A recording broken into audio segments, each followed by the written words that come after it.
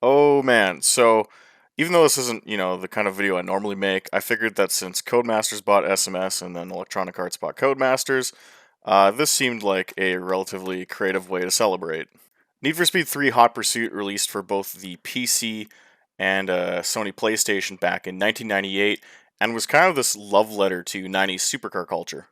This was right in the middle of the original NFS lineage that really just combined highly sought after supercars and put them on tracks in these really beautiful, highly detailed, exotic locations that EA Canada had built to kind of show off the graphical prowess of either your gaming PC at the time or the Sony PlayStation.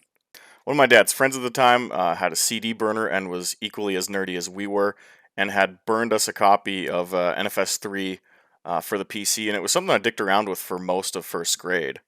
I'm more of a high stakes guy myself. I played the shit out of high stakes, but I can appreciate what NFS 3 brought to the franchise and how it kind of laid the blueprint for what was to come over the next few years. And I figured, during the lockdowns and all this horse shit, it might be interesting to just revisit it. Here's the thing though, I am no longer 7 years old. I am a 28-year-old man with a shitload of sim racing and real world racing experience. I am in no mood to fuck around with a gamepad. I'm going to bust out my Logitech G29. I've got a plugin that lets me use it in EPSXE, and we're going to decimate every single track in Need for Speed 3 Hot Pursuit. So I guess after all this time, I'm still playing a pirated version of this game, but whatever.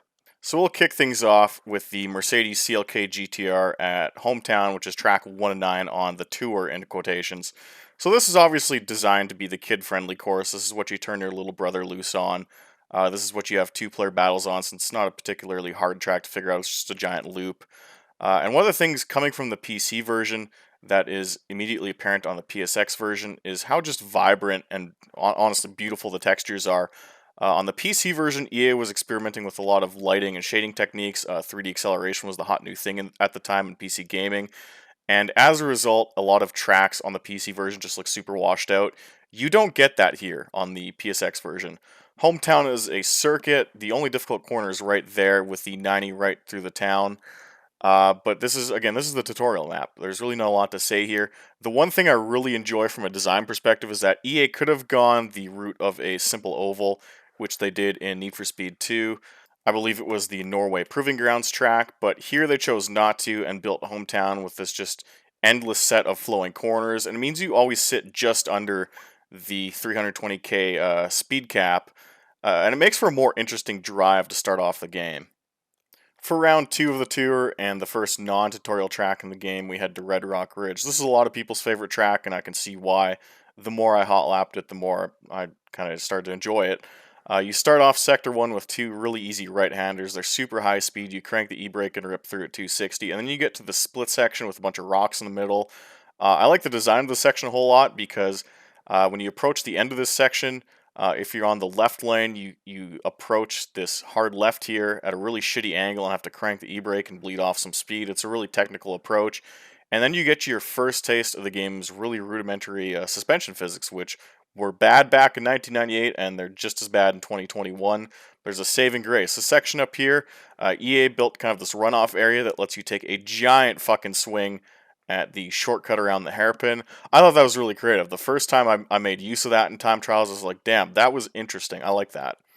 The rest of the track is surprisingly technical, and when I first started hot lapping here, I was trying to drive it kind of like a sim where I wasn't touching the e-brake at all, and partially because it was mapped to a stupid button and I hadn't gone into the control config.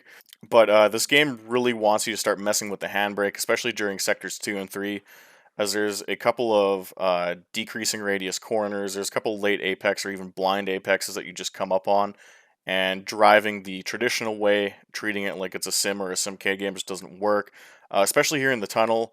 There's just this really blind, hard corner that's decreasing radius that you absolutely need to crank the e-brake on, which is right there. The game throws some really interesting jumps at you, throwing you off, this huge 30-foot drop, into a 90-degree left-hander. It's an interesting track in that it strikes a really good balance between a couple technical sectors, but it still keeps your average speed up, and you hit 320 quite often during a lap, and it's just a lot of fun.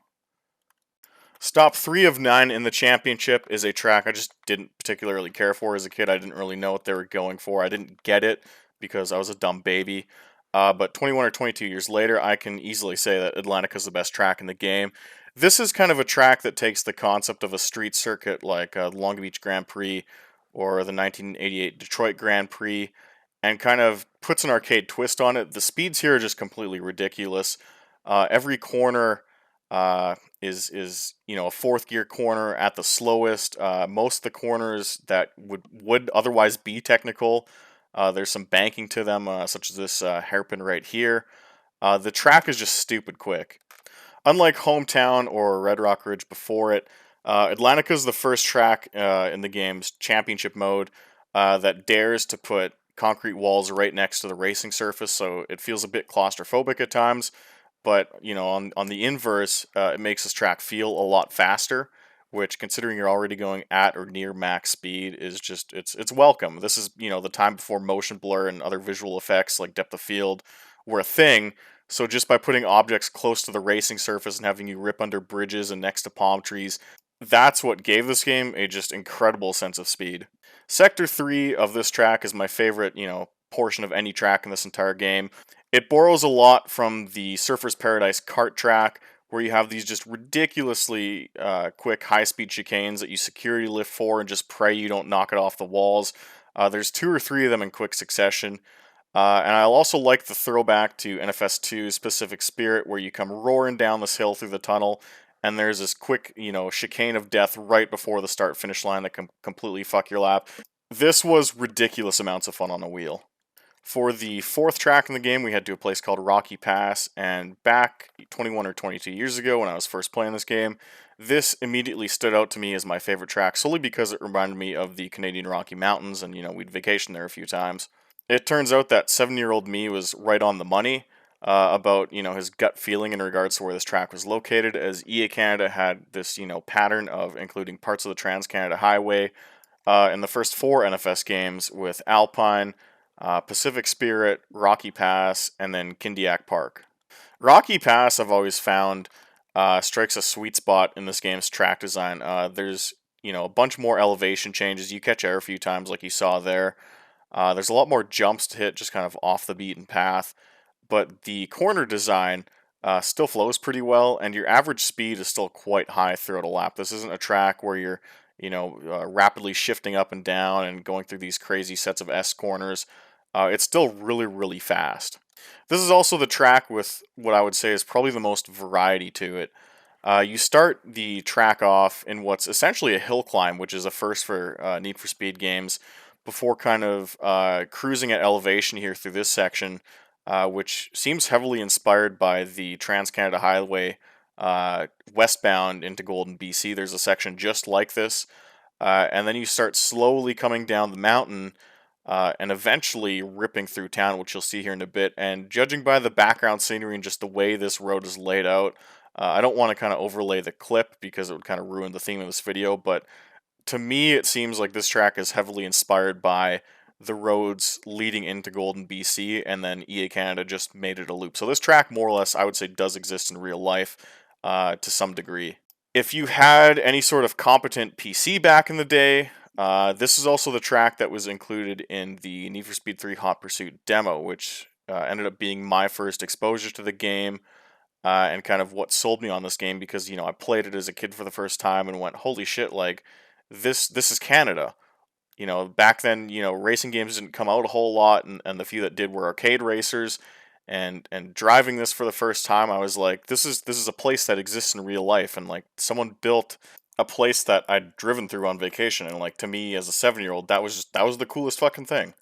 Rocky Pass is where tracks start to get a bit long in this game, with lap times coming in at the 224 range. The back half of the game's tour starts with a track called Country Woods. Now, if you're not familiar with NFS3 Hot Pursuit, or it's just been ages since you've played it, the game only has 4 environments, and what EA had done is created 2 layouts for each. So you had Hometown, which was, the kind of rookie layout, and then halfway through the tournament mode, there'd be a more advanced layout in the same environment. So all Country Woods is a palette-swapped variant of Hometown, where after the covered bridge, you crank a left and go through a more technical section, which can be best described as just 180-degree corners where you go up the hill and you go down the hill, and it's just a handbrake tutorial, really. So this track is really nothing special, although there are 2 corners I like. One of them is right here, where you have to really jump on the brakes over a crest to prevent yourself from going flying into the cliff face. And there's another insane shortcut coming up that, unless you're extremely good at NFS Hot Pursuit or you're cheating and playing with a wheel in 2021 like I am, is extremely difficult to get right. And it's a massive shortcut through a wooded area where you have to navigate 2D tree sprites with really shoddy collision detection. You'll see it come up right here. You have to jump on the brakes and just pray you don't get fucked by collision detection. It is one of the craziest shortcuts in any game. It's almost impossible to get right the first try. I had to do a couple warm-up laps to kind of figure out the preferred line, but it is super satisfying to get right. So that, as well as the massive jump over the crest that you have to check up for, give this track a lot of character, and it would be great, for example, if they remastered this game and we could race online. This track would produce excellent racing because, you know, the kind of medium skill layout is kind of accented by those two really technical parts, and you could pick up a lot of time on people if they've botched just one or two corners each lap. So I think from a like racing track design standpoint, this had the potential to produce just excellent online racing, and I'm sure on the PC at least, it probably did back in the day. Other than that, once you rejoin the original hometown layout for Sector 3, you're back in familiar territory, and you get to end the lap hitting top speed, which is always fun in this game. That being said, EA duplicated the 180-degree hairpin and the 90 left to right far too many times in this layout. Round 6 in the championship is where the wheels really start to come off in terms of track design. Lost Canyons really combines all of the track design elements that don't quite work in NFS 3 and just mixes them all into one giant pile of shit. So the first issue of the two primary issues with this track are just the sheer volume of jumps you find yourself hitting a bit in Sector 1 and mostly in Sector 2. So this game's physics engine, as I've mentioned before, does not deal well with the car leaving the ground and then landing on the ground. So what happens anytime you go off a jump and you land, it feels like the front steering just doesn't grip properly, and the car feels unresponsive for about a quarter of a second every time you land from a jump. So with the car constantly skipping across the ground or hitting these small little jumps one after the other, catching a bit of air through a corner, if that happens in quick succession and there's too many of them at once, it makes the steering feel just super muddy and vague. And that kind of culminates in this section right here through the Advanced Canyon run, where the car is just constantly hitting these small little elevation changes, constantly getting air under the nose. You end up flying over the turning point, and then you crank the wheel to kind of adjust, but when you land, the front end feels vague for that, quarter or half of a second, and it just makes the steering, which up to this point actually feels quite good, feel just generally unresponsive, and you have to just spam the e-brake to get the car to corner.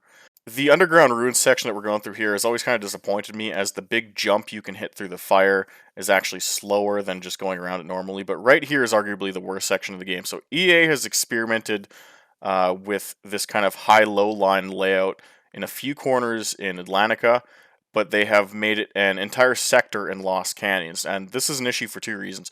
First of all, it's not fun, and you end up just cutting across multiple lines to take the quickest way around each corner.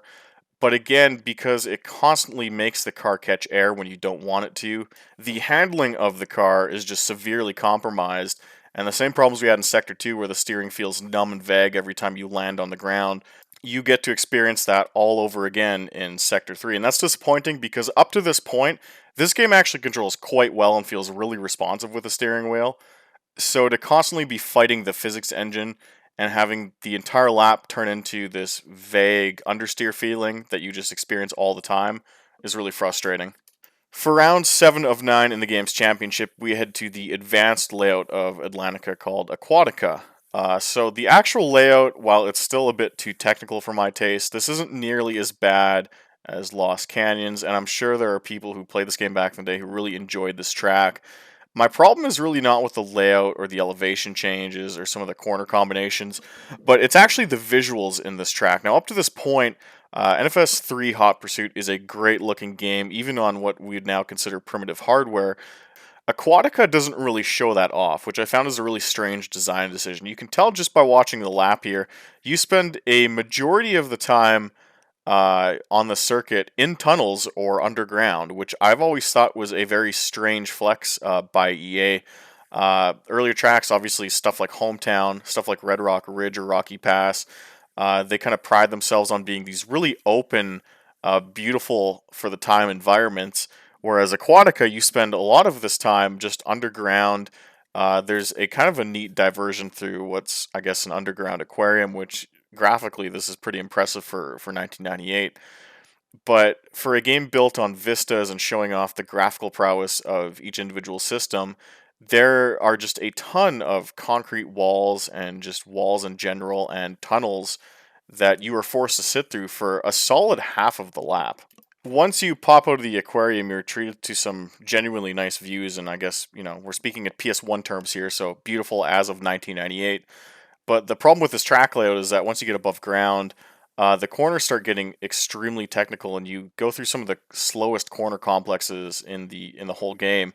And I'm driving this in a CLK GTR, which is basically something you unlock at the tail end of the game. So I can only imagine how slow that felt in some of the mid game cars like the Corvette or the Diablo. Now, the track's lone saving grace is that it eventually rejoins Sector 3 of Atlantica for the Surfer's Paradise style high-speed chicane of death section, but it really doesn't save the overall track, and at the end of the day, I'd rather just turn more laps at Atlantica, and that's really the general consensus I've had in regards to all these expert-level tracks, is that the intermediate, or the original four, I guess I should say, are just a lot more fun. It's almost like EA Canada tried to make the back half of the game too difficult for its own good. That brings us to race 8 of 9 in the tour, the longest track in the game, and the advanced variant of Rocky Pass. This one's called the Summit, and a lap here clocks in at just under 3 minutes in length with the CLK GTR, meaning when you go through this track with your default set of cars, like your Ferraris, your Corvettes, your Lamborghini Diablos, it is much, much longer. So this uses Rocky Pass as a base, and kind of expands on the hill climb idea that was first established in Rocky Pass. Although instead of running along the elevation section with the rock faces right next to you, you instead keep climbing through numerous 180-degree switchbacks until you reach a ski resort, and then you go flying back down the mountain again with just an excessive amount of switchback spam. And it's a very long, arduous circuit that really kind of goes against the ethos of what Need for Speed 3 is built on, which is cool supercars running at or near top speed all the time and having to brake just enough for each corner. The biggest problem I have with this track is, as mentioned, the excessive amount of switchback spam, which starts here as the track deviates to Sector 2 and begins going up the mountain. The one thing I will say is that drifting with the e-brake with a wheel in this game actually feels quite good. Once you initiate a slide by just tapping the e-brake and then steering into the corner, you can pretty much maintain it for as long as you want, and it genuinely feels great, which is impressive because EA probably wasn't thinking on this level back in the late 90s. They just wanted to put a racing game together and hoping that the drift model sort of worked. This is better than a lot of drift models in modern games, especially stuff like NFS Pro Street or some of the shift games. It's predictable. The slides can go on forever. It's just a flick of the wheel to come out of a drift. It's great. But again, in terms of track design, the excessive use of switchbacks makes this track really boring. The downhill section after you reach the ski resort, or the ski chalet, or whatever you want to call it, I find is just way too extreme for this game's own good. Up until this point in NFS 3, you can pretty much drive these tracks normally and take proper racing lines if you want to treat the game like it's a sim, which you probably shouldn't be, but whatever.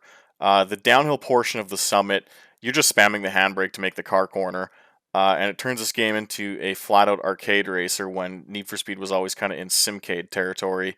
And again, it just goes against what the game had been building up to this point. Not to mention air getting under the nose and making the steering feel a bit muddy if you take corners too quickly. It's a bit messy. One thing I will say, I enjoy the city section here. You spend a bit more time in it compared to Rocky Pass, and it features the slowest corner in the game.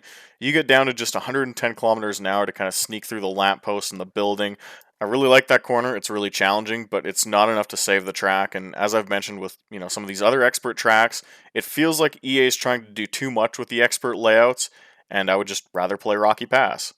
Round 9 on the tour, welcome to the bonus track. This one's called Empire City, and what's really interesting driving this all these years later, because hello NFS 3, I'm from the future, I live in 2021, is just how many elements of this track carried over from NFS 3 into the very first NFS Underground game. This really does drive like a original NFS Underground track. You can take these wide sweeping lines. You really don't need to use the handbrake, although I do pretty excessively here just because I was having fun with it. The runoff areas, these really wide sidewalks, you treat as runoff areas, which again is something you do in the original Underground. You have these big city street jumps like we're going off of here, which were also present in a couple layouts in the Underground games. You have kind of the elevated monorail sections in the middle of the divided highway, which you kind of have to weave in and out of. This is straight up NFS Underground, and of course when I was 7, I didn't have the ability to time travel, so I didn't know that at the time. This track always kind of spooked me because I was a little bitch. But 20 years later, you can see the seeds being planted for NFS Underground throughout Empire City. The one thing that makes this track a bit treacherous, especially during Sector 2 and Sector 3, is these light poles, which, just like the trees in Country Woods, these are definitely panic-inducing if you drive close to them, because if you hit them, you are fucked. But it gives this track a bit of character, and just as you get comfortable running on the sidewalks and cutting the track and taking these wide sweeping lines, suddenly there's just something reaching out to fuck you and make you its bitch. It's great. The other neat little design thing that I found with this track is the shortcuts make you slow as shit. I've compared it with my best lap ghost, and I was doing shakedown laps here. It's quicker to take the racing line than it is to take shortcuts because your ghost will just rip right through you. But anyways, that's NFS 3 in just over 20 minutes.